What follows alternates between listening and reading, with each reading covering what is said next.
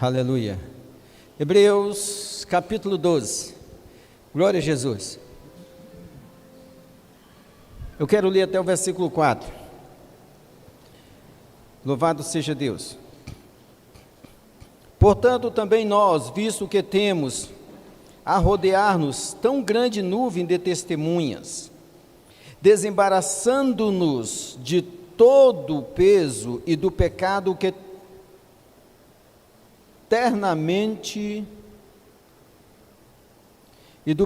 eternamente nos assedia, corramos com perseverança a carreira que nos está proposta, olhando firmemente para o autor e consumador da fé, Jesus, o qual, em troca da alegria que lhe estava proposta, suportou a cruz, não fazendo caso da ignomínia, e está sentado à destra do trono de Deus. Considerai, pois, atentamente aquele que suportou tamanha oposição dos pecadores contra si mesmo, para que não vos fadigueis, desmaiando em vossa alma. Ora, na vossa luta contra o pecado, ainda não tendes resistido até o sangue. Louvado seja Deus. Amém? Glória a Jesus. Eu quero agradecer a presença de todos. Muito obrigado por sua presença. Dizer que você é muito bem-vindo, muito bem-vinda. Deus abençoe grandemente. Eu estive em um congresso há um tempo atrás, um congresso tremendamente abençoado, muito abençoado, mas que ele não teve um final muito interessante. Sem muito comentário, é uma pessoa bênção de Deus, uma pessoa que hoje faz parte de uma liderança de uma grande igreja, é uma bênção mesmo a pessoa, mas o que era para ser um final feliz foi um sinal bastante melancólico.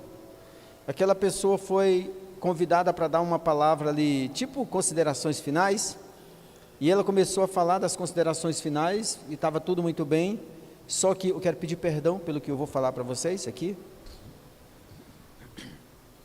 só que ela estava com poucos dias que ela tinha perdido aquela avó-mãe, que eu sei que muitos aqui compreendem essa questão, e naquele momento ela saiu do ponto que ela estava falando e começou a comentar sentimentalmente, emocionalmente, sobre a sua avó-mãe, e ela começou a chorar ali em público, e foi bastante delicado, porque quem estava ali se comoveu e se contristou, e era um momento que todo mundo estava alegre, compungido ali do mover, e de repente nós nos transformamos por conta da situação que aquela pessoa estava vivendo, Então, perdão por esse comentário, mas é a respeito de uma breve reflexão que eu queria compartilhar com vocês, que talvez seja um pouco melancólico, mas eu fiquei me perguntando por que tantos homens da Macedônia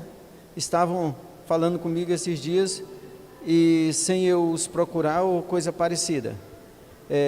Não sei como será a interpretação, diante do momento que nós vivemos, que nós tínhamos vivido, e que Deus tem sido tão misericordioso conosco. Quero que a igreja continue orando por aqueles nossos propósitos. Perdão pela família aqui, mas de uma forma natural, o Fernando Nari, ele tem um acompanhamento periódico de 3 em 3 meses, isso é natural, faz parte do processo, e que Deus continue nos favorecendo e nos confortando com a graça que Ele tem nos feito, que é de nos dar o refrigério de o Fernando estar aqui conosco para a glória de Jesus. Mas por que esse comentário?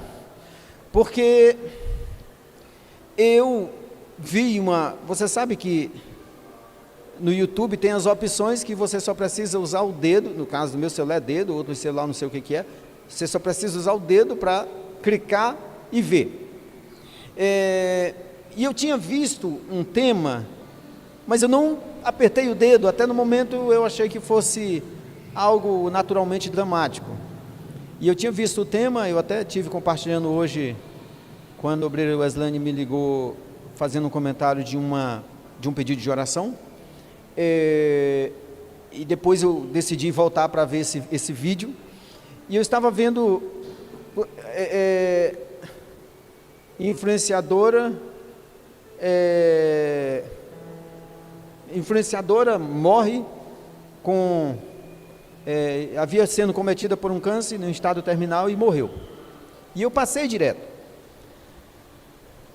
Ontem eu estava aqui na igreja e de repente uma pessoa que eu estava há mais de 20 anos sem ver me viu e começou a conversar comigo.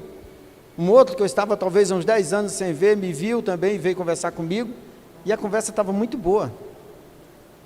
E de repente essa pessoa que há mais de 20 anos eu não via, me fez um comentário muito melancólico de uma outra pessoa que eu conheço, que está em um estado bastante delicado, em tratamento químio. Está bastante delicado, muito delicado, e os médicos já não deram nenhuma garantia, mas a fé continua. E essa outra pessoa que eu estava mais ou menos 10 anos sem a ver, ela me traz outro relato de uma pessoa que já esteve aqui na igreja, que já esteve participando. Ela é de uma outra igreja, mas no festival de delícia, ela esteve aqui participando de um ministério, subiu aqui no altar, e me deu um relato que essa pessoa também está em uma situação dessa delicada, foi diagnosticada com CA. E hoje vem um pedido de oração para a igreja, em que nós temos uma pessoa que está no estágio 3, agravado por uma situação dessa natureza. O estado 3 é considerado um estado extremamente crítico.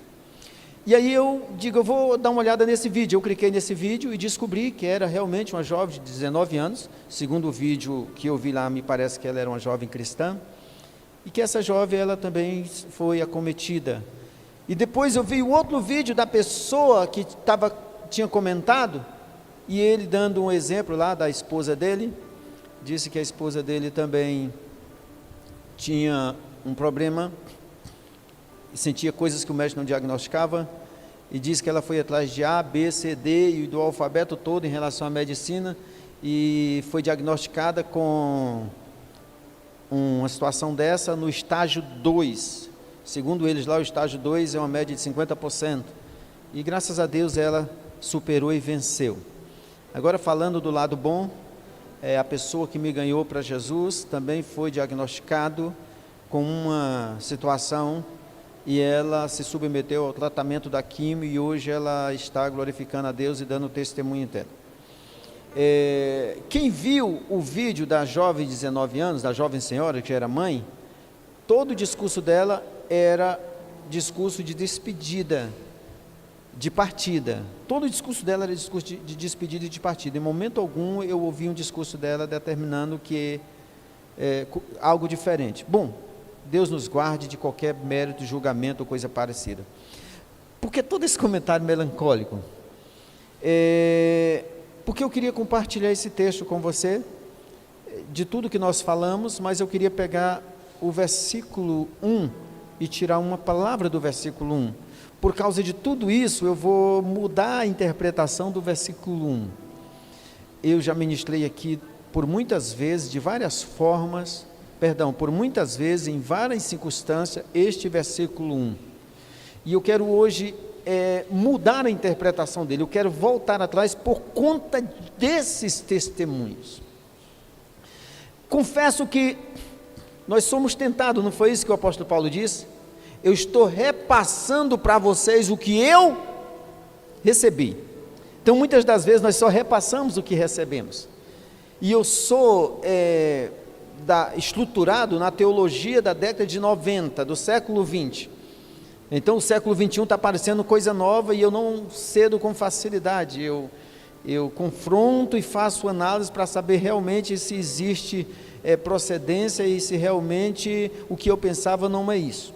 Então essa interpretação eu apresentava ela da forma que eu recebi, mas aí eu vendo essa situação, meditando no nosso propósito, envolvendo especificamente o Fernando, porque nós estabelecemos um propósito de que o Fernando seria uma referência de fé, de glória, não só por uma questão afetiva, mas porque todas as vezes que nós recebemos informações de pessoas que estão nessa situação, o resultado não é interessante.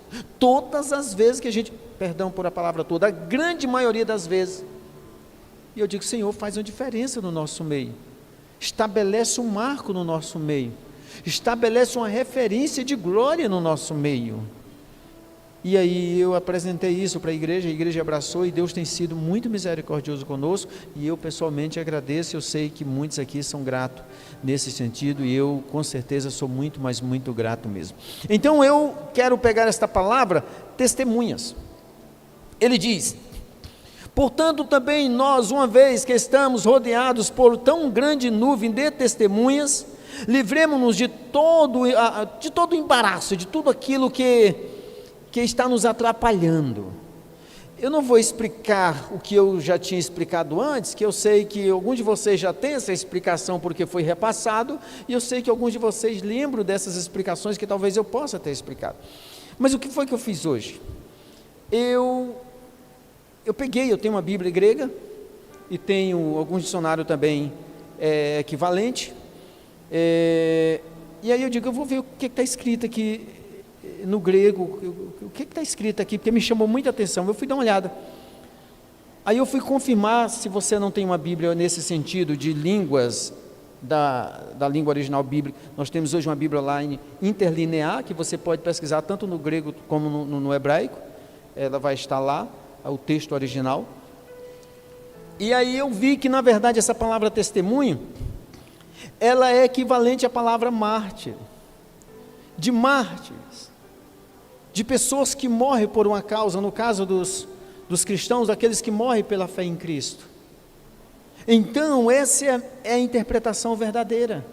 Por isso que ele fala no versículo 2, tendo os olhos fitos em Jesus, o autor e consumador, vou na linguagem que eu li, versículo 2, por isso que ele fala isso, olhando firmemente para o autor e consumador da fé, Jesus, o qual, em troca da alegria que ele estava proposta, suportou a cruz. O escritor aos Hebreus, ele escreveu para um grupo de cristãos que estavam sendo perseguidos, e que estavam com medo de morrer. Esse foi o grupo de pessoas. Por isso, o capítulo 11 de Hebreus, sobre os heróis da fé. Pela fé aconteceu isso, pela fé aconteceu isso, foi cerrado ao meio, foi jogado ao fogo, foi jogado na cova dos leões. Por isso os heróis da fé. Então o que esse texto de fato e de verdade, o que essa palavra de fato e de verdade significa, é diferente daquilo que era repassado e que eu já repassei. O que ele está dizendo é: mantenham-se firmes, fiquem firmes. E eu quero dar uma sugestão para vocês continuarem firmes. Vocês estão rodeados de muitas testemunhas. Vocês têm o testemunho de Jesus que venceu. Vocês têm o testemunho de heróis da fé. Vocês têm testemunha, glória a Deus, eu espero que seja verdade o que eu vou dizer. Você tem testemunha do seu líder. Que seja verdade. Jovem, você tem testemunha do seu pai. Pelo menos é isso que é para ser. Por isso, pai, seja um exemplo. Essa é a interpretação. Que as pessoas olhem para você e você seja uma fonte de inspiração para ela. Que você seja uma referência de vitória para ela. Que no momento difícil você seja uma inspiração para essa pessoa. Ela vai se sentir inspirada. Você é uma fonte de energia, de força, de inspiração, porque a pessoa lhe conhece. Ela viu que você passou e não murmurou. Eu vi isso naquela jovem alegre, mesmo sabendo que ela estava em estado terminal. As pessoas que estão perto de você estão vendo, estão lhe assistindo. Então tente, pelo menos tente, lute, se esforce para ser de fato e de verdade uma bênção. Entenda isso, grave isso, é isso que esse texto está dizendo. Que nós estamos rodeados de uma tamanha grande nuvem de testemunho, e eu desejo em nome de Jesus que isso seja verdade nessa igreja, que as pessoas olhem ao redor desta igreja e se inspirem, porque tem homem, tem mulher de fé, porque era isso que o escritor aos Hebreus estava dizendo: sejam heróis, sejam heroínas. Tenho como exemplo esses homens que estão derramando sangue. Por isso que ele diz no versículo 4: na luta contra o pecado, vocês ainda não resistiram a vocês. Porque aqui é uma versão diferente. Ora, na vossa luta contra o pecado, ainda não tendes resistido até o sangue. Ou seja, vocês ainda não sangraram, vocês ainda não derramaram sangue. E ele estava preocupado de quando esse momento acontecer, que ninguém deseja, mas acontece, de quando nós estivermos numa situação de aperto, nós venhamos a desistir, nós venhamos a fracassar. Você percebe que a grande maioria das pessoas que desistem é justamente nos momentos difíceis? A grande maioria das separações não é numa lua de mel, não é numa pizzaria, não é numa churrascaria, não é numa praia. O maior número e os momentos de separação é no momento de conflito, no momento de tensão, no momento de discussão, no momento de bate-boca, no momento de desentendimento. É sempre nos momentos difíceis. Então, geralmente, as desistências, os fracassos acontecem justamente nesses momentos. E é isso que ele está dizendo. Olha ao seu redor. Você tem inspiração. O que o escritor aos Hebreus está dizendo, infelizmente, não é uma verdade absoluta. Não que a Bíblia não seja uma verdade absoluta, mas isso não tem sido verdade absoluta em lares. Isso não tem sido verdade absoluta no meio de pessoas cristãs. Isso não tem sido verdade absoluta no meio de pessoas mais velhas do que nós.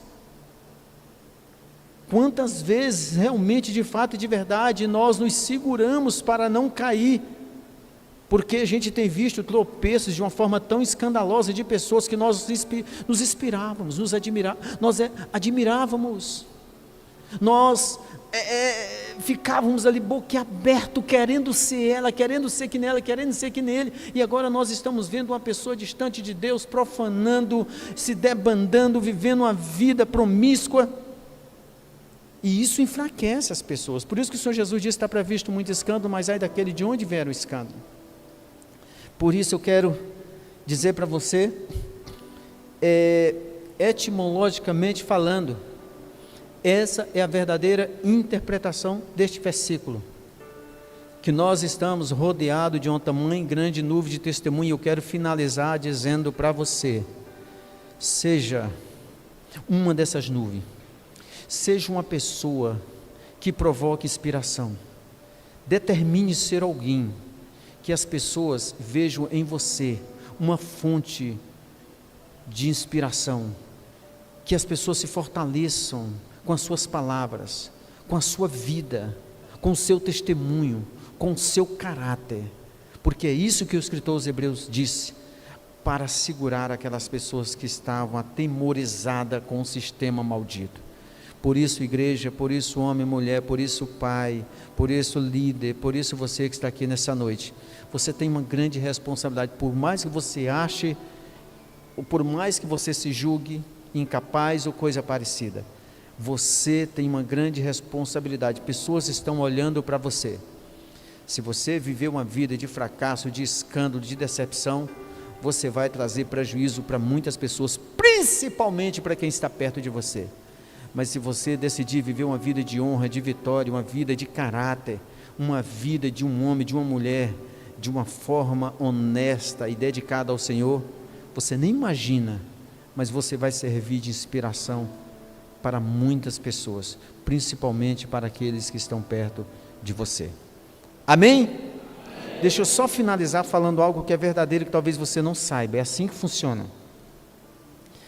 Talvez o seu filho, a sua filha, remoem, de remoer, uma linguagem nossa, talvez regurgite ali, talvez não goste, talvez engrosse o pescoço quando você repreende. Mas se você é um homem de caráter, um pai de caráter, uma mulher de caráter, na hora que a pessoa dobra a esquina, a cabeça esquenta. E quando é para abrir a boca para outras pessoas, a pessoa te reconhece. Por mais que ela não aceite a tua doutrina, por mais que ela não aceite a tua imposição, por mais que ela não aceite naquele momento a tua resistência, ela reconhece, porque o teu caráter fala mais, porque o teu testemunho fala mais. Por isso é poderoso. Você precisa tomar posse disso. Amém?